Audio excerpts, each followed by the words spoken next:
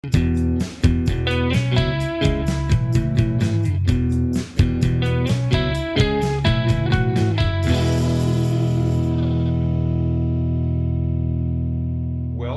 everybody, to History Lunch Break from the Greensboro History Museum. My name is Glenn Perkins, and I'm excited today. We're talking democracy again. We're love to be talking about democracy lately. It's part of a multi-year initiative. What's really turned into this expansive look at democracy in America. And today we're taking that look abroad, looking at democracy all the way in Germany. I hope a lot of you have been following our museum's Project Democracy 2020 initiative, which has been exploring American democracy through exhibits, exhibitions, and public programs, and innovative community connections. We've got a lot of things coming up, of course, like so many institutions, things have kind of gotten thrown a little bit from what we had planned originally. Initially, we thought we were going to have a North Carolina democracy exhibition opening right now after our Smithsonian democracy exhibition left us. But right now, our doors are still closed to the public, but as a museum, we're working to connect you with Greensboro history in all kinds of ways. So, and one of those ways is really continuing this Project Democracy effort. I really want to mention that the Project Democracy 2020 is made possible by funding from the North Carolina Humanities Council, which is a statewide nonprofit and affiliate of the National Endowment for the Humanities. And we've got other major sponsors, including the Tannenbaum Sternberger Foundation, Wells Fargo, the O. Henry Hotel, and Fox Rothschild LLP. Now, the centerpiece for American democracy was, of course, the Smithsonian traveling exhibition, American Democracy, A Great Leap of Faith. But when we were thinking about researching how we were going to bring that to the Greensboro History Museum, we started looking around at what other institutions were doing. And one that kind of jumped out at us was a 2019 exhibition at the Deutsche Historische Museum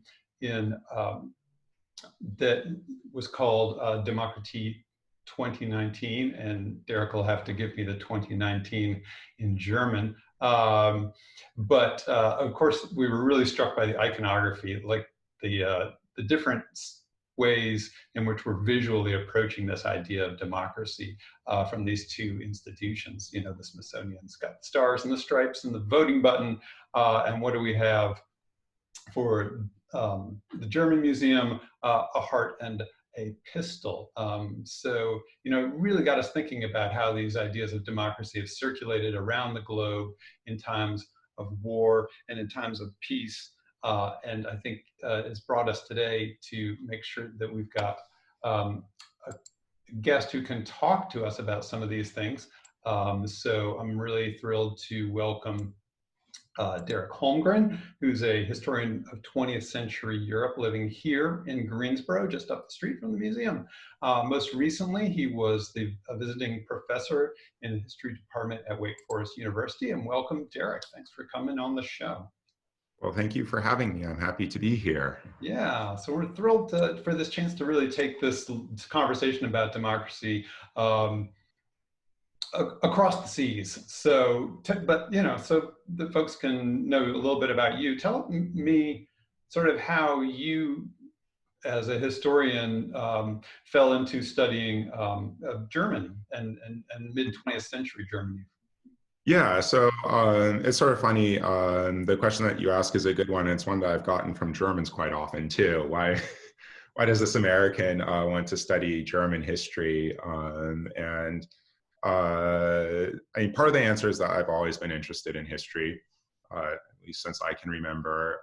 And part of it is also then a bit of my own personal experience growing up. And I'm a big believer that history is told by people, and so their understanding of the world influences what they say. And For me, there are two wars that actually stand out in my mind from growing up. One was the wars in former Yugoslavia, and the other was the Iraq War. And especially then, as I was a teenager, in the Iraq War, things had shifted into the occupation phase, and this was sort of the bad occupation. Germany was the good occupation that people remembered.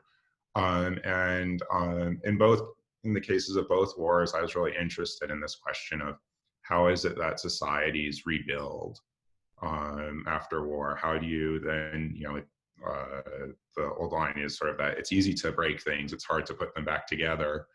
So then as an undergrad, my history advisor suggested that, well, if you're interested in doing history as a career, why not look at Germany? And I then started in on a project about Germans who had been forced from their homes in Eastern Europe and how they were integrated into West Germany after the war, and just sort of took it from there. I think the question of sort of democracy having to be reformed and reinvented out of these moments of conflict and just really terrible circumstances is obviously embodied in the German experience after World War II. So we're talking about just 75 years ago right now. Germany has just surrendered. After this horrible war, the defeat of really one of the worst totalitarian regimes of modern era. And a whole nation under occupation, divided by different allied powers. What were some of those debates about the future of German self-governance and democracy at the end of the war, at that moment? Well, I guess I'll go ahead and start by talking a bit about the Allied views of this, and then we can talk about the German views, because of course, the views of the Allies weren't necessarily always in agreement with each other, and then certainly, not always in agreement with the Germans either.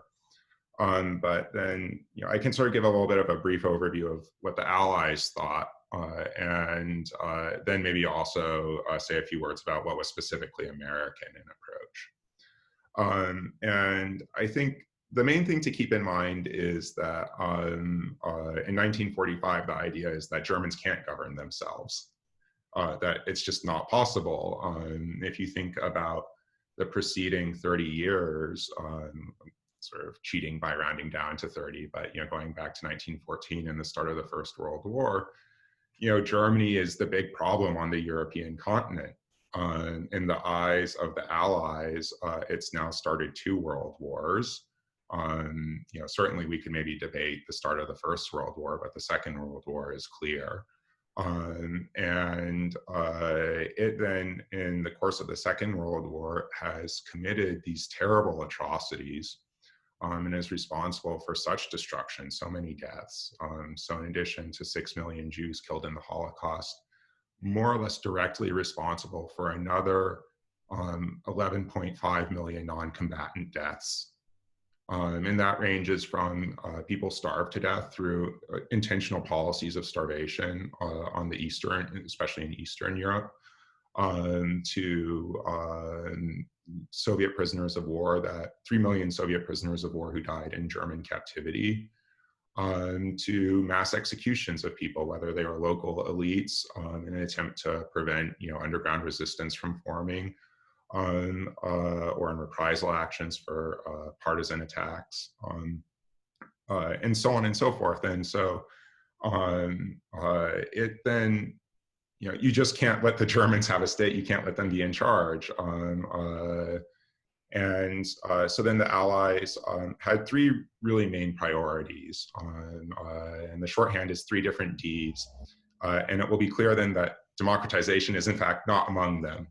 Right. The first of them was demilitarization. Right? So it's hard to then go and invade your neighbors if you don't have a military. Germany's military had been reduced greatly after the First World War, and then they violated the terms of the Treaty of Versailles and rebuilt it. And the idea here is, well, no military in Germany ever again. Right. So completely demilitarized Germany. And there's also a notion that this is important politically because the military and militarism had exerted an undue influence on German politics. The next one is a sort of surprising one, maybe, is decartelization. So there was also a sense that these large German industrial cartels had not only allowed Germany to arm and therefore invade its neighbors consistently over the past 30 years, but also that these cartels had also been a noxious influence in German politics. And the final one of these Ds was denazification. And in many ways, that's the hardest of them to accomplish, this idea then that you have to denazify Germany, both in the sense of getting former Nazis out of positions of power, or making sure that former Nazis don't get into positions of power, but also then maybe something broader and more general about a sort of cultural and social denazification of Germany. Here you can really start to see some splits among the Allies. The British and the French were most skeptical of this idea of denazification. They were the least thoroughgoing. The Americans started off in their own occupation zone, sort of with an American can-do spirit, pretty gung-ho about it, and then quickly got bogged down and ended up taking a more British or French approach. And in some respects, the Soviets ended up being the harshest in denazification. There are even then cases of the Soviets setting up prison camps in East Germany, what were known as the special camps for Nazis. And of course, this being the Soviet Union, especially as the Cold War heated up, well, any opponent of Soviet and East German communist rule ends up being a Nazi by definition. And so not everybody who ends up in the special camps was necessarily a Nazi. And then very quickly on American views, there was actually a shift in American thinking about how to deal with Germany, especially as the war was ongoing. The American government, the Roosevelt administration, had a really punitive approach in mind. And this is best encapsulated by the infamous Morgenthau Plan, a plan devised by the then US Secretary of the Treasury. And the Secretary of State was not very pleased about Treasury taking over, overstepping. But the idea basically was to break Germany up into smaller countries and turn it into a completely agrarian society and economy. And in so doing would punish Germany and make sure this could never happen again. The British were especially unhappy about that, in part because it creates a dead weight in Europe. And especially also then 45 going into 46 and later into the 40s, there's the fear about needing a counterweight to communism in the East. And so you can't do that with a deindustrialized, intentionally impoverished society. And moreover, if you've done that, you've just created a more receptive audience for communism. And so the Americans then took the different approach, which is of rebuilding and trying to democratize Germany, re-educate Germans, that sort of thing.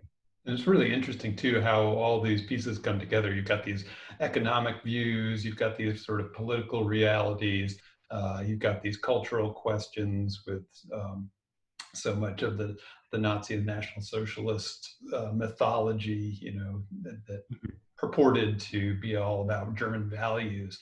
And they're all coming together. And then you've got these big players from outside, the occupiers, who are trying to, in some ways, reshape a whole political system, a whole nation.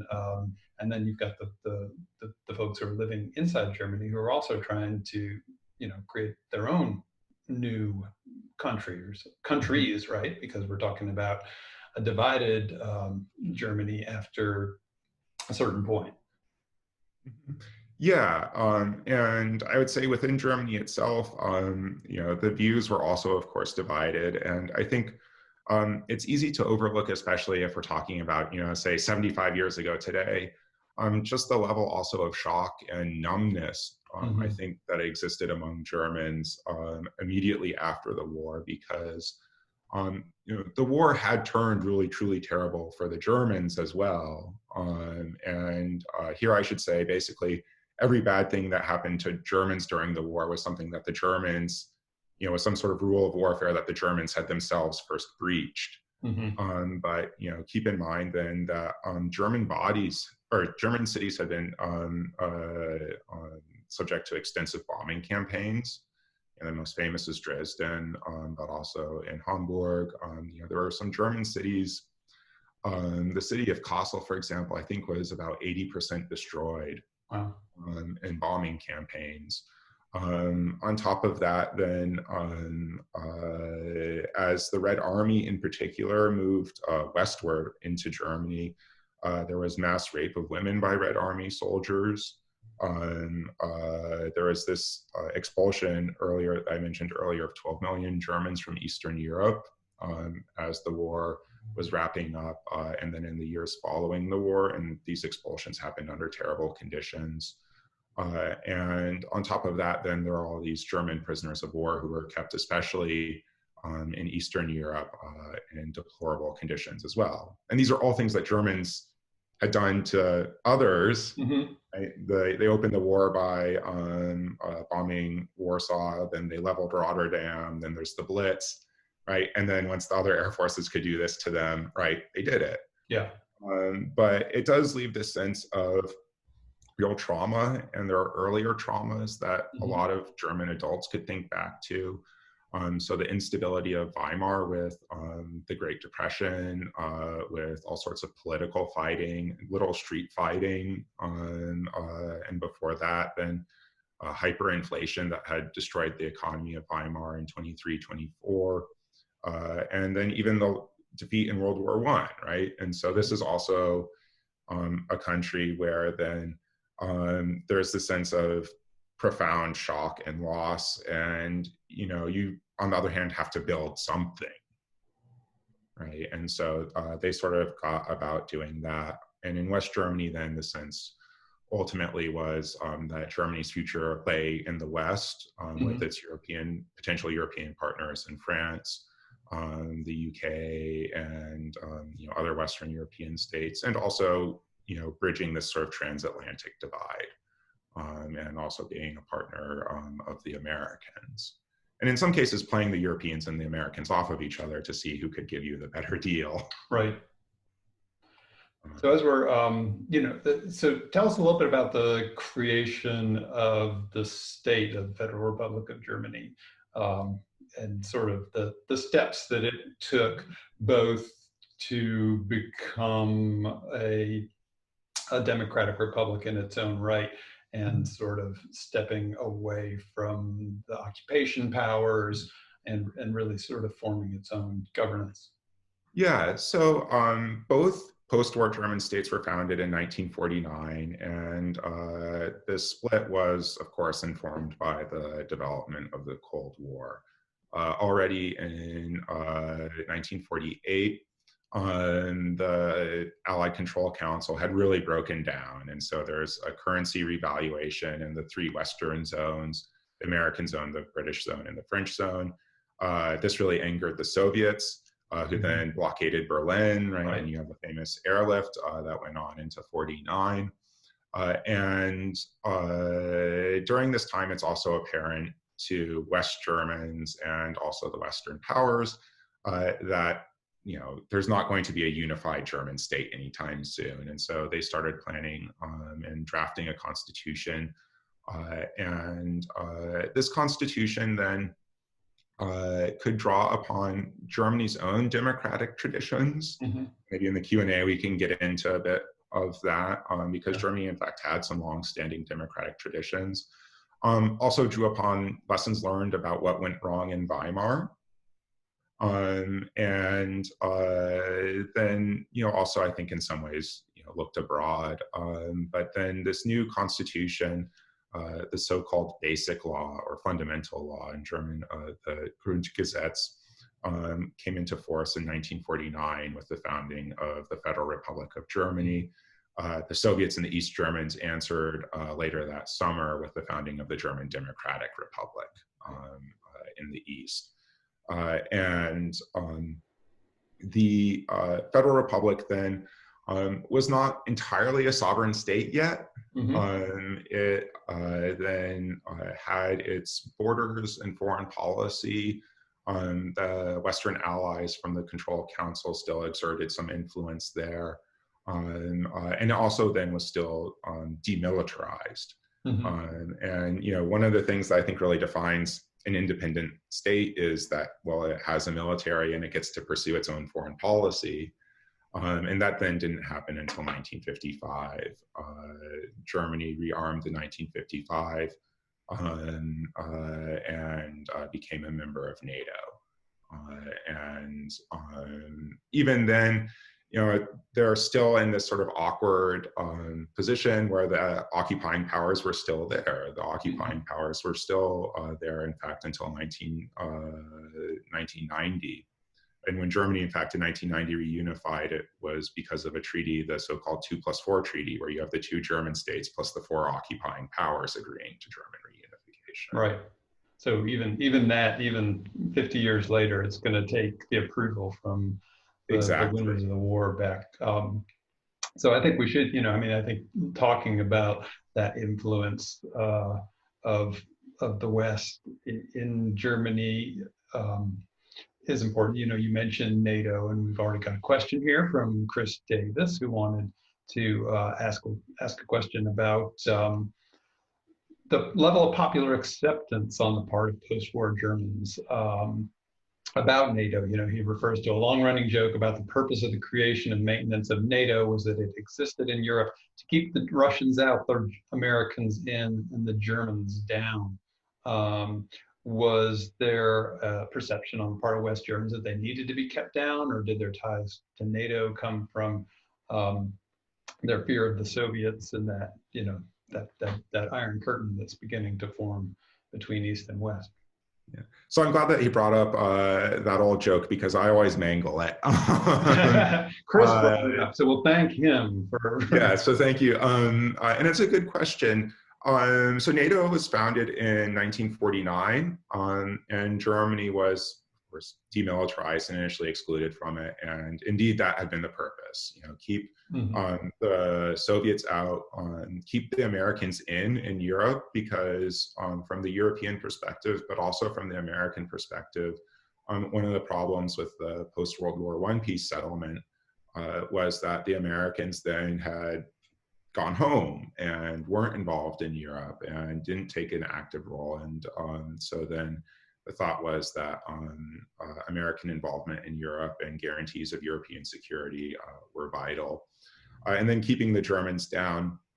And within Germany itself, the issue of rearmament was controversial. It was not something that people were necessarily all enthusiastic about. Rearmament also came, for example, with the reintroduction of conscription. In fact, it's only recently that the German military has done away with its conscription requirement, although in the last couple of generations, it was very easy to get out of it. Right. It then, I think by 1955, the Cold War was such that Germans were fairly well convinced that NATO didn't exist to keep them down anymore. And of course, bringing Germany into NATO as part of bringing Germany back into the world of military armed countries was done through NATO, which meant that there were still security guarantees for their soldiers. And again, it was really done with the fear of the Soviet Union and the Eastern Bloc. And on top of that was a priority for the Chancellor Konrad Adenauer at the time, because he wanted Germany to be once again accepted as a normal member of the community of nations. And at that time, the understanding was, you're not a normal sovereign nation unless you have your own military. But there were also certainly Germans who really took to heart this notion that, well, maybe Germany should never have a military again. Right. So, and of course, rearmament comes with the price of making it seem even more impossible that Germany would ever be unified again. Right? And so that was another argument against it. Right, because in some ways you're arming the West against potential conflicts with the East, and of course the powers that those represent. So obviously the influence of the U.S. is tremendous. But you did mention when we were talking earlier that some of the basic democratic concepts that went into German democracy were very different from what things that we kind of value in the United States as these fundamentals of democracy. Things like free speech and being able to, limit certain political parties because of denazification. You're not going to allow certain right-wing parties. So that's a really good point. I'm glad that you brought it up and brought me back to it. So in the drafting of the Constitution, one of the really major figures, a German named Carlo Schmidt, was influential and was really concerned with this new German state learning from the problems of Weimar. And that meant that, for example, the basic rights enumerated in the German Constitution could not be amended, and indeed cannot be amended, which was different from the Weimar Constitution. They can't be suspended, these sorts of things. Another thing then that they did was, and Schmidt is especially famous for this, saying that democracy should have the courage to be intolerant of those who would destroy it. And that meant that, for example, the German federal court, their sort of Supreme Court, could in fact ban political parties that were opposed to democracy. And this has only happened twice. One was an effectively neo-Nazi party shortly after the founding of the Federal Republic. And the other party that was banned was the German Communist Party.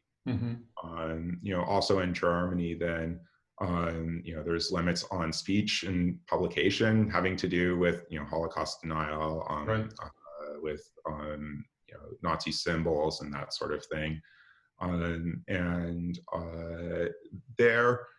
I think sometimes in speaking with Germans, they've expressed to me surprise that Americans are so absolutist about free speech.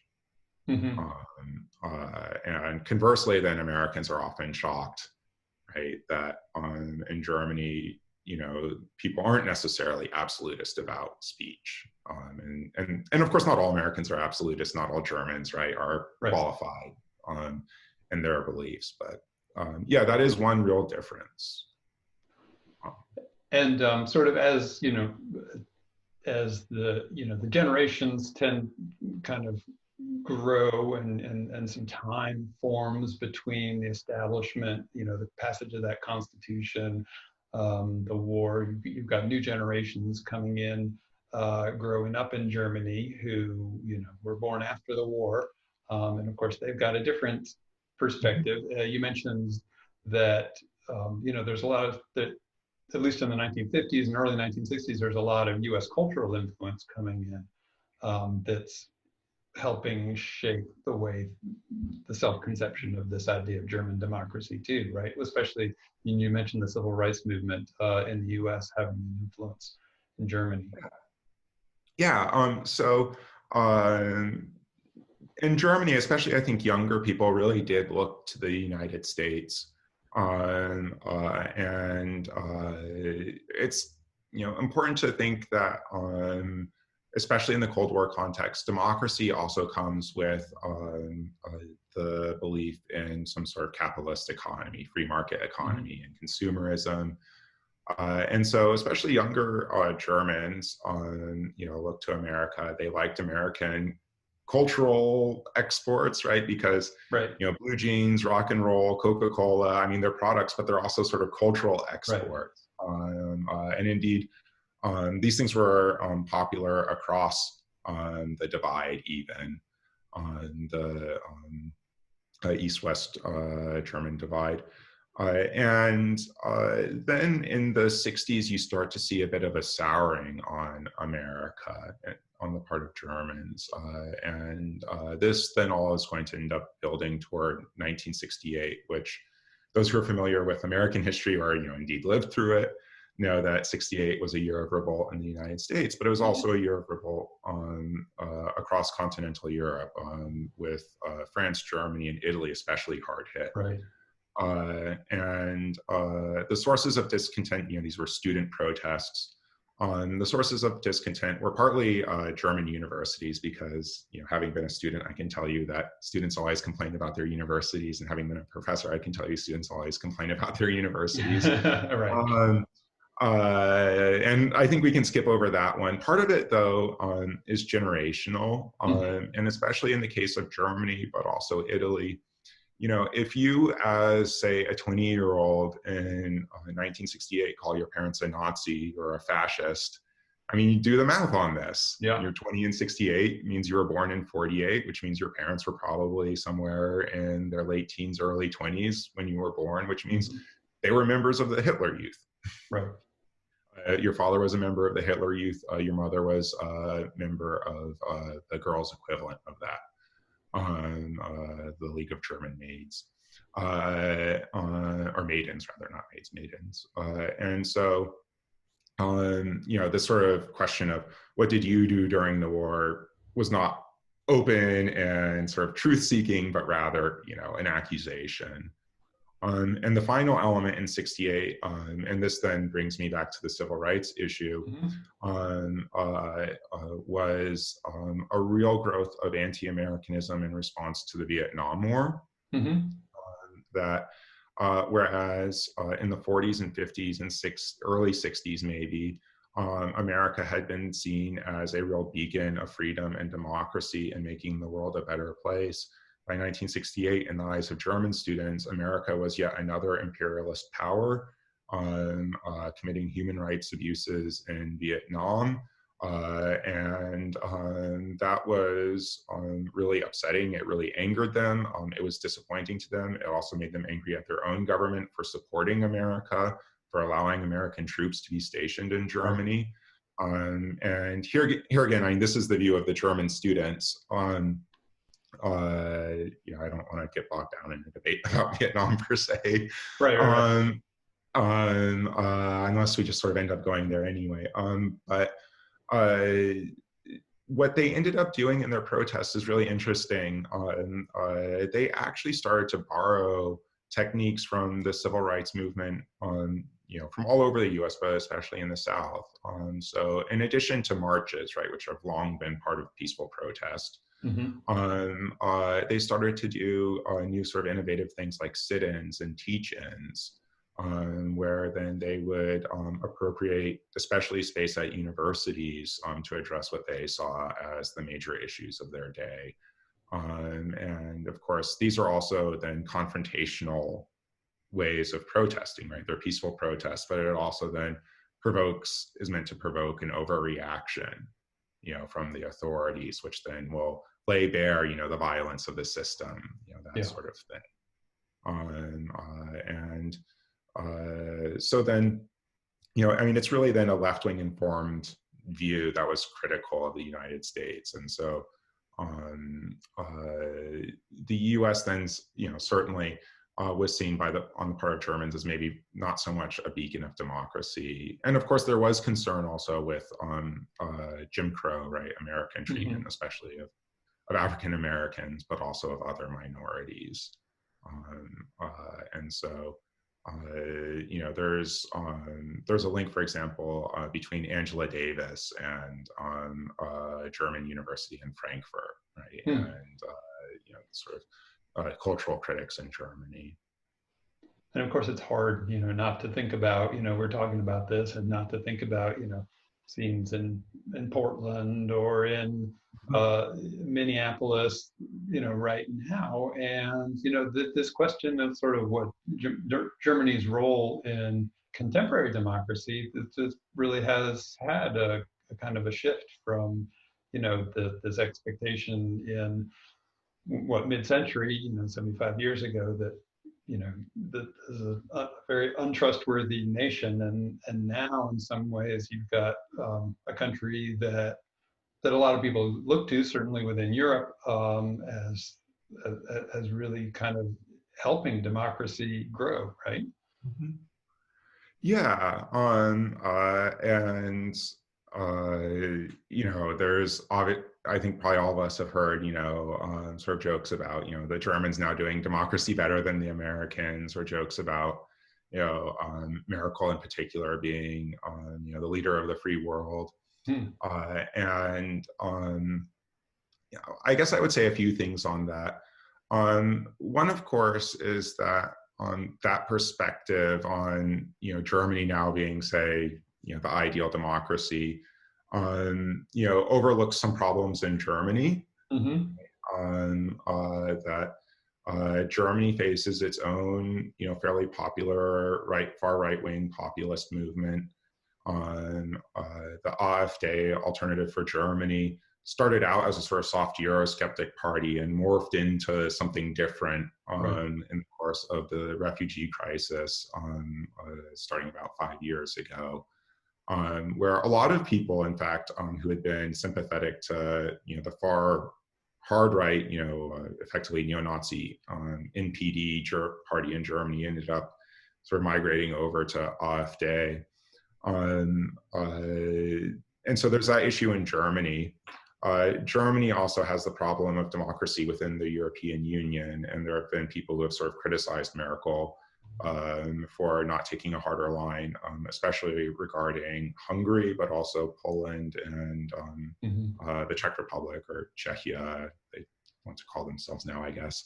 And then also this overlooks, certain problems in America's own history. And so we were just talking about civil rights. Well, America, the protector of democracy worldwide, well, that looks different in the United States in the 1950s, depending on what race you were. Right. So in that respect also, I guess it's the historian's job to be sometimes a little annoying and a stick in the mud and say, well, it's not totally that way. Right, and I think there's also certainly value from seeing the perspective of a country from other shores, and being able to say sort of how are Germans seeing this American democracy. We have a certain tradition, story of things that come down within U.S. history, but it's really interesting to me to look at it from sort of some of the outside perceptions of the realities of those histories. I mean, we got about 10 minutes and people are throwing out all kinds of great questions. So I'm going to see if I can kind of pick some of these in and throw them into the conversation as we're talking. I mean, you just talked some about the rise of the right-wing parties in Germany contemporarily, and Margaret Moffat wants to know, does modern day Germany have a sort of Holocaust denial culture at all, or is that not there because of the in some ways because of some of the things we talked about before? Oh, I mean, it's certainly there. Holocaust denial also comes in different forms. And so it ranges from complete and utter denial to then sort of softer forms of denial, suggesting, oh, it wasn't that many people, or it wasn't centrally planned in the way that in fact it was, right? So certainly laws in Germany to sort of suppress that line of thinking aren't necessarily successful. I should also say that I mentioned two parties banned early in the Federal Republic's history. In the past generation or so, the government has also tried to ban the NPD, this essentially neo-Nazi party that I've talked about before, as a danger to the state, danger to democracy, and the Federal Constitutional Court has basically rejected that. Right. And so it's then a messy picture over there on those issues. Yeah, and Phil Koch wants to know about other kind of differences between, notable differences between German democracy and the United States as it relates to like individual rights and freedoms. Are there, I mean, we mentioned the free speech thing and the party thing. Are there other ones that stick out as being fairly, very distinct? I would say not in terms of really basic rights. I think those are two where you might find the most difference, but otherwise, you know, there is real belief in, you know, freedom of conscience, freedom of expression, right? Of course, with those, you know, certain limits, and those sorts of things. And I think, you know, by and large, Germany has, you know, a culture of rights, you know, interest in rights that, you know, isn't otherwise all that different from America. Of course, their political system operates a little differently. Right. Clearly, the German government wasn't modeled after the Second World War on the American style of government because, well, in fact, they looked at their own traditions. Yeah, and you'd mentioned some of those, or you alluded to some of those earlier. And what were some of those models, or you know, Uh, philosophically or politically, culturally?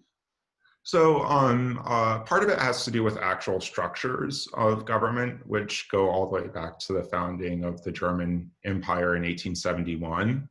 And you know, this is the empire under the Kaisers, you know, the most infamous of them being Wilhelm II. But I mean, interestingly enough, you know, we think of Germany and we don't necessarily think of democracy early on. But in the German Empire, there was universal male suffrage before there was in Britain. Mm-hmm. In Weimar Germany, there was universal female suffrage before there was even in the United States. Oh, wow. And over 25 years before it existed in France. Of course, in the United States, there were states where women could vote. Right? Germany was not ahead in that respect. But Weimar, you know, beat the US to the punch in that particular area. In terms of structures, they have, you know, they're maybe more akin to the UK, right? So there's essentially a German version of a House of Commons, the Bundestag, that deputies are elected to. And then they have something that serves a little bit of a function like the US Senate, the Bundesrat. And those representatives aren't directly elected, but rather come directly from the state governments, right? So the governments of the different federal states. And they don't have veto power over all federal legislation in the way that the Senate, right, in the US would have veto power. You know, it's one of the veto points in the process of legislation in the United States. So I mean, those are, I guess, are some similarities and some differences. Mike Sistrom has lots of great questions. I'm going to pass along one about Germany's infrastructure and sort of the relation of that physical rebuilding, and how that contributed, the advantage of rebuilding contributed to the growth of democracy, and you know, the sort of reemploying people, getting people fed, you know, after the war, and sort of building that trust within the state again. So one of the things that you find, especially I think in looking at Germany, is that belief in democracy and with it capitalism tracks fairly tightly to how well capitalism seems to work. So initially in the Weimar era, for example, you know, there was actual real sort of belief in democracy. There was widespread political participation, even if there was also some political, I mean, street fighting and failed uprisings and attempts to overthrow that government. And then, you know, in the mid to late 20s, when things are coming along economically, Germans were quite happy with democracy. Then the Great Depression hits. And there were basically 3 years of presidential dictatorship in Germany.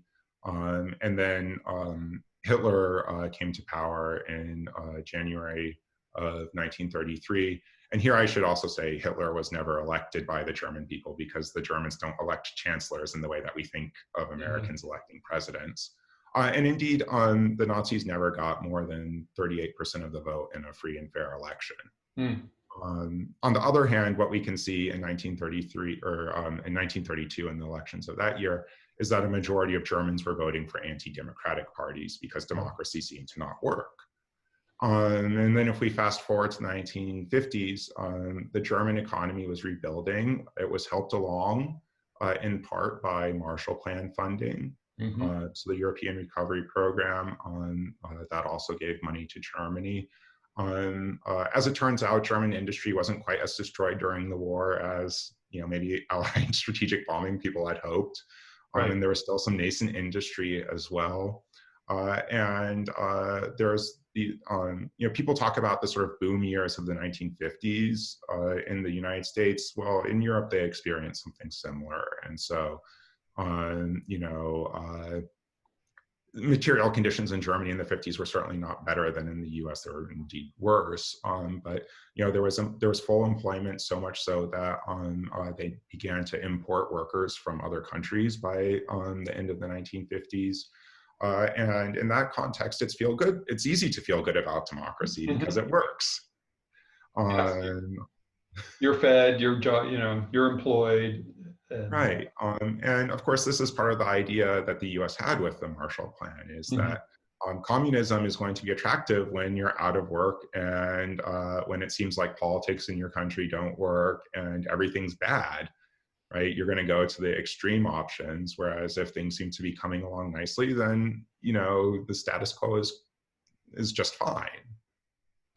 There's a couple of questions here sort of about the, from Lee Monroe and Rodney Dawson about the legacy of the German defeat, sort of how that was perceived. Was it really perceived as a conquest? Was it perceived as a liberation? And then I guess my question on those is sort of, the German citizens facing, the new world after all this destruction, war.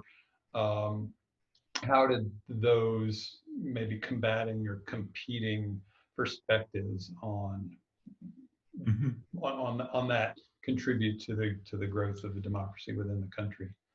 So, in terms of sort of narratives about legacies of defeat, the Americans were not really seen as liberators, nor were the French and the British. To the extent that people liked them, I think it was because they treated Germans more nicely than the Soviets did. And so that built maybe some goodwill toward Americans. And certainly then, as the 1940s went on, right, there tended to be a more positive view of Americans. And the ways that Germans talked about defeat, there's of course there are the jokes and the sort of narrative about like, oh, well, Germans just didn't talk about it. They didn't want to talk about the Second World War, especially early after the war in the 1950s. And that's actually not really true. The Germans talked about the war all the time, but they talked about it in specific ways in which they could cast themselves as victims. And so early on in the talk, I had mentioned various ways in which Germans had suffered during the war. And they really focused on the narratives of those groups. So narratives of people who had been bombed out of their homes, narratives of women, attacked by Red Army soldiers, narratives of Germans who had been expelled from their homes all over Eastern Europe, whether those were in territories that Germany had lost after the Second World War, territories lost to Poland and the Soviet Union, or whether those were, ethnic Germans who had been scattered throughout Eastern Europe. There are ethnic German communities reaching all the way to the Volga River. They were basically all given the boot. And they also then finally talked a lot about the suffering of German prisoners of war held, especially by the Soviet Union. And in talking about Germans as victims, what they really tried to do was suggest that we should then move on from all the horrible crimes that Germany committed, Mm-hmm. because we're victims too, was the Right. thinking. And there's something that's sort of tricky in the German language on the word for victim and the word for sacrifice is the same. That's interesting. And so then, right, these were the sacrifices Mm-hmm. slash victims to then redeem Germany, is one way that the narrative worked. And what's really tricky is that there were people who suffered, and how as a historian then do you account for that, while also then not getting caught up in the broader project of, sort of the trying to ally German complicity Mm-hmm. for all these crimes. And your own research, I know, ties into displaced persons and refugees, which is a legacy, right, of the war and all the destruction. And again, it's something that, at least in recent years, Germany's been very involved in with refugees.